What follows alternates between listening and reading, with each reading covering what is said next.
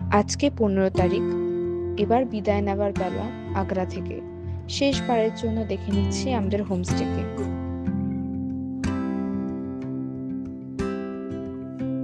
বাজে ভোর 5:15। আমরা চলে এসেছি আগ্রা 4th স্টেশনে। আমাদের ট্রেন হচ্ছে 12195 আগ্রা আজমের ইন্টারসিটি, কিন্তু ডিউ টু আনঅ্যাভয়েডেবল রিজন ট্রেনটা শুধু জয়পুর যাবে না, জয়পুর জাংশন যাবে না, খাটিপুরা বলে আরেকটা জয়পুর জায়গা আছে, ওখানে যাবে। খাটিপুরা থেকে আমাদের হোটেল 10.5 কিলোমিটার দূরে। খাটিপুরা জায়গাটি আমাদের অপরিচিত, তাই ঠিক করলাম ওখানে নেমেই ঠিক করব কি করে আমরা হোটেলে পৌঁছাবো। আগ্রা ফোর্টকে বাই বলতে বলতে চলে এসেছি আগ্রা 4th স্টেশনে। 5:23 টাইম। প্ল্যাটফর্ম নাম্বার 2তে না 3তে আমাদের। এখন বাজে 5:35, সকাল 5:35। আমরা ট্রেনে বসে গেছি। প্ল্যাটফর্ম নাম্বার 3তে দিয়েছে।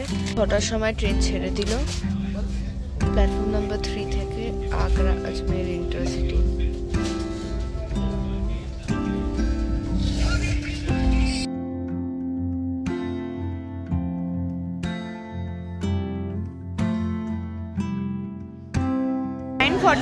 এ ঢুকিয়ে দিয়েছে আমাদেরকে খাতিপুরা, ঠিক 9:45-এ।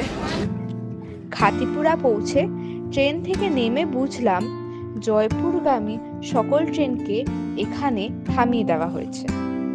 ওভারব্রিজ পেরিয়ে স্টেশন থেকে বেরিয়ে এসে দেখলাম জয়পুরগামী মানুষের ঢল নেমেছে।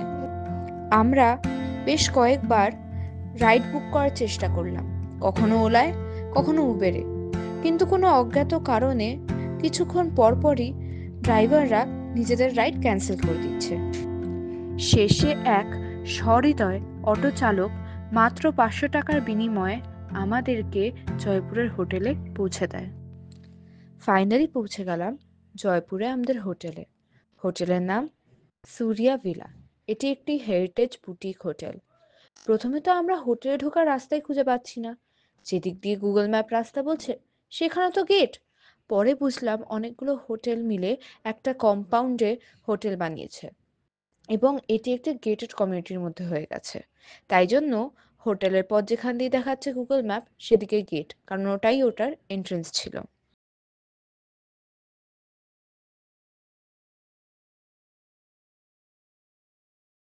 এই সিঁড়ি দিয়ে উঠে আমাদের রুমের নাম হচ্ছে manor, and this is me. Hi, সুন্দর ডেকোর আছে।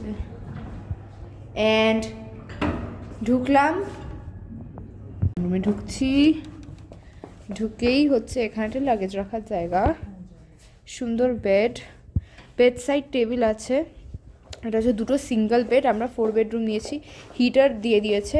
ওই যে আরেকটা বেড সাইড টেবিল, দুটো চেয়ার, এখানে সুন্দর টেবিল, টিভি আছে, একটা ক্যাবিনেট আছে, আরেকটা সুটকেস রাখার জায়গা, একটা ডাবল বেডরুম, আর একটা আলমারি, অ্যান্ড এটা হচ্ছে একটা ক্যাবিনেট যেখানে চা কফি সব বানানো হচ্ছে। বেশ দেরি হয়ে গেছে, এখন বাজে 1:45। 20 টাকা পার পার্সন দিয়ে টোটো ভাড়া করে চলে যাচ্ছি জয়পুরের সিটি প্যালেসে। প্রথমে ওখানে কিছু খাবো, সকাল থেকে কিচ্ছু খাওয়া হয়নি।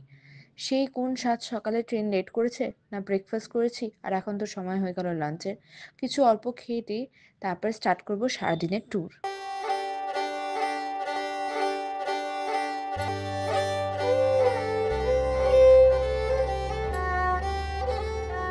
শেষে অতি কষ্টে অনেক পরীক্ষা দিয়ে পৌঁছে গেলাম জয়পুরের ওল্ড সিটিতে। এই তো সেই জয়পুরের গেট, সেই পিঙ্ক সিটি। এর ব্যাপারে তো আজ অব্দি ইতিহাসের বইতেই পড়েছি। ও হ্যাঁ, এখন তো ইউটিউব ব্লগসেও দেখি।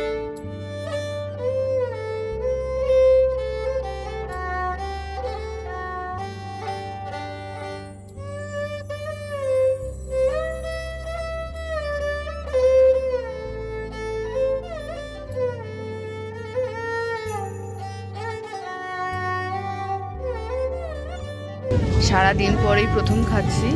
এটা রাধে ভান্ডার বলে একটা আছে, পুরোনো দোকান মতো।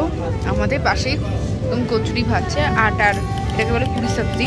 আর একটা 50 গ্রামের 10 টাকা দিয়ে নিয়েছি মির্চির চাটনি।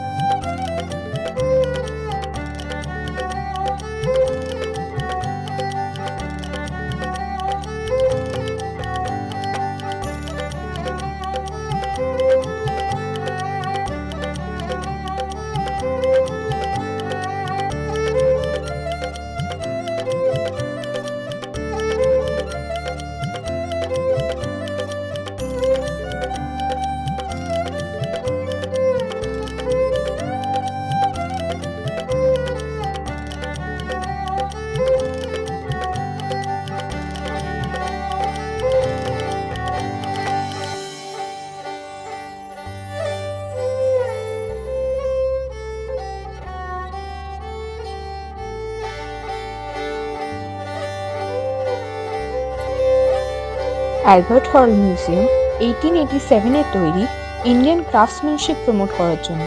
এখানে পটারি থেকে স্টার্ট করে পেইন্টিংস, গয়না, টেক্সটাইল, ইনফ্যাক্ট 10th সেঞ্চুরির ঠাকুরের মূর্তিও রাখা আছে। আর শুধু ইন্ডিয়ান নয়, 17th সেঞ্চুরির রেড পার্সিয়ান কার্পেট থেকে ইজিপশিয়ান মামিও রাখা আছে। এছাড়া ইউরোপিয়ান বা অন্য কোনো সভ্যতা যা যা জিনিস ব্যবহার করত তাও রাখা আছে। ইতিহাসের প্রতি যদি কারোর আগ্রহ থাকে, অ্যালবার্ট হল মিউজিয়াম ইজ আ মাস্ট।